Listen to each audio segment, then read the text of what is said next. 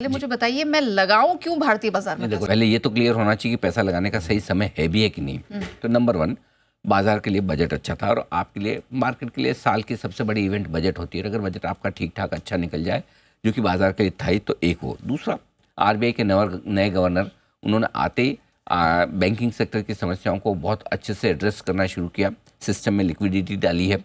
जाते जाते पिछले गवर्नर साहब ने सीआरआर कट किया था, रेट कट की शुरुआत हो चुकी है, तो पैसा भी आ रहा है बैंकिंग सिस्टम में और ब्याज दरें कम भी हो रही है। डॉलर इंडेक्स बढ़ना बंद हो गया क्योंकि डॉलर ही सबसे ज़्यादा मुश्किल पैदा कर रहा था दुनिया भर के मार्केट्स के लिए। तो 110 के आसपास आने के बाद अब धीमे धीमे नीचे आ रहा है, 107 के आसपास हो गया। रुपया लाइफ लो पर लाइफ लो बनाने के बाद थोड़ा गिरना रुका है। तो करेंसी की रिकवरी भी काफ़ी काम की है एफआईज के निवेश के नज़रिए के लिहाज से।